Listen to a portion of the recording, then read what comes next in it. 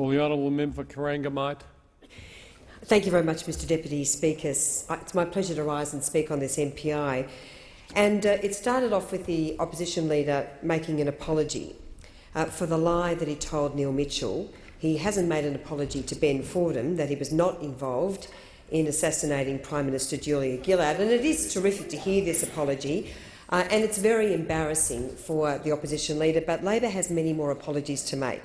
An apology to Australians for spending like there's no tomorrow. And even on Sky this morning, the member for Rankin, when the member for Reid talked about the cupboard not just being bare, but the cupboard being disappearing altogether, the member for Rankin started laughing because he knows that that's the case. They not only made the cupboard bare, they absolutely destroyed and wrecked our nation's finances. So while Labor's at it, they should be making an apology to Australians for not bringing down not one Prime Minister but two Prime Ministers, an apology for saying that there would be no carbon tax under the government we lead, a carbon tax that destroyed jobs, racked up electricity bills and inflicted a $1.1 billion penalty on manufacturing, which for my electorate, for Geelong and Corangamite, was an absolute disgrace, and the damage it did to small business was unbelievable. 519,000 people lost their jobs in small business under 6 years. An apology to delivering a mining tax that virtually raised no revenue.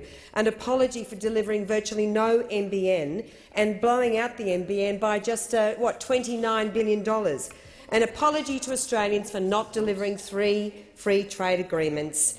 And, of course, just to remind Australians of how important these are, our Chinese FTA will deliver 178,000 jobs over the next 20 years. It's a fantastic achievement, and we're very proud of that. An apology to Australians for not fixing mobile phone black spots. An appalling decision by Labor to neglect and to abandon country communities. And, Mr Deputy Speaker, I am so proud today that we have announced such an extensive mobile phone black spot program, including 10 mobile phone base stations in my electorate of Corangamite. And I can tell you, every one of those communities, we've fixed 115 black spots in Corangamite, and they know which side of politics stands up for them, and it certainly is not the Labor Party. That was a disgraceful decision to leave those people high and dry with no communications, small businesses, small farmers, not 1 cent spent on mobile phone black spots. It was a very grave error of judgment, and you should be ashamed of that decision. Labor should be apologising to pensioners for not backing a pension increase of $30 a fortnight to the most vulnerable. 170,000 pensioners in our community, the most vulnerable, and the Greens were even ashamed by Labor's stand, and that's why they backed our economically responsible decision in relation to pension. An apology, Mr Deputy Speaker, to seniors for Labor threatening their superannuation, creating anxiety and uncertainty.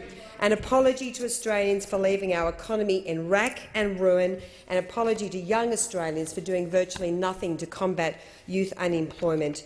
And an apology to Australians for losing control of our borders. And we all know the hideous consequences that flowed from that absolute neglect. Mr Deputy Speaker, I would like to raise one particular issue. The member for Sydney, can I say, owes the Prime Minister a personal apology. In this debate, she stood up. I mean, you talk about lying. The member for Sydney stood up and made an allegation about the Prime Minister she knows to be false. She said the Prime Minister knew about a fundraising activity from the Victorian division of the Liberal Party. The Prime Minister in question time made it quite clear he knew nothing about that. And that is an example of the Labor Party asserting whatever it likes. It doesn't matter what the facts are. And the member for Sydney should get on her feet and get to that box and make a personal apology to the Prime Minister for the most appalling mistruth before this parliament, knowing that that was absolutely untrue. And she stands there, Mr Deputy Speaker, while she is in the process of trying to assassinate the leader of the opposition. And we all know what's going on.